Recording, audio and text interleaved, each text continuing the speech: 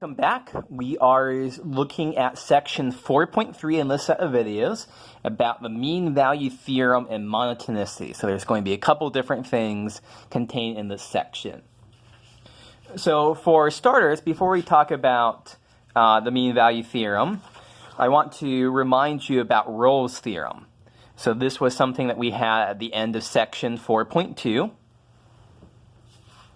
So if we have a continuous function that's also differentiable between 2 points where f of a is equal to f of b, the value of the function at endpoints is the same, there's some point in between at which we are guaranteed that the derivative is equal to 0. So this is Rolle's theorem. For the mean value theorem, is actually a very similar looking statement. So we assume that f is continuous on a closed interval and differentiable on that open interval in between. So this part is the same as this part right in here. So then, instead of saying if f of a is equal to b, we just say there exists at least one value c, that looks the same as here, in ab such that in Rolle's theorem we got f prime of c was equal to 0. In the mean value theorem, we get f prime of c is equal to f of b minus f of a over b minus a.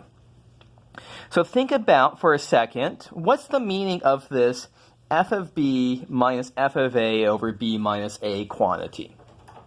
So as it turns out, that's going to be the slope of a secant line. So let me draw a picture here. I think if we draw a picture, it will be very apparent as to what's going on. So suppose that here's our function, f of x. Here's a, here's b. There's the point a, f of a. There's the point b, f of b. And so if we want to draw a secant line in between those 2 points, the slope is going to be exactly the change in y, which is f of b minus f of a, divided by the change in x, which is b minus a.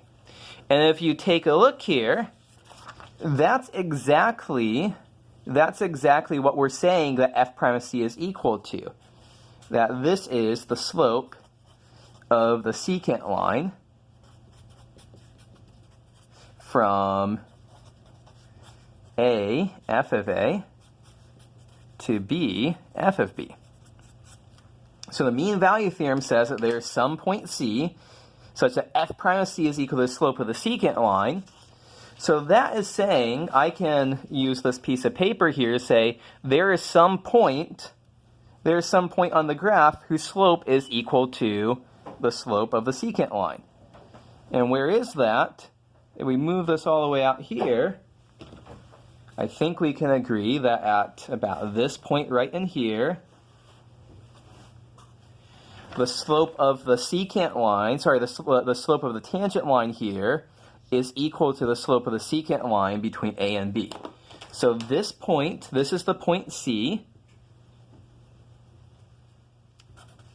So here is our c that is promised in the mean value theorem. There exists a c between a and b such that f prime of c is equal to, so f prime of c is equal to f of b minus f of a over b minus a.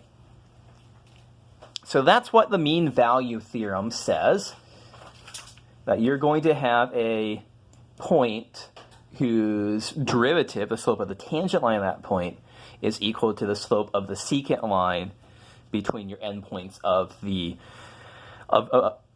interval. So let me make some wrap-up comments here about the mean value theorem. So wrap-up comment number 1 is that you can prove this. You can do that using Rolle's theorem. But also with Rolle's theorem, it's worth noting that what happens if f of a is equal to f of b, then we get f prime of c is equal to f of f of b is also equal to f of a minus f of a over b minus a. That's 0 over b minus a. That's 0. So we see that Rolle's theorem is just a special case of the mean value theorem. So with Rolle's theorem, the secant line is horizontal, and so what are we finding here? We're finding a point at which the slope of the tangent line is horizontal and between a and b. So that is what's going on with the mean value theorem. In our next video, we'll see an example of how to do calculations with the mean value theorem.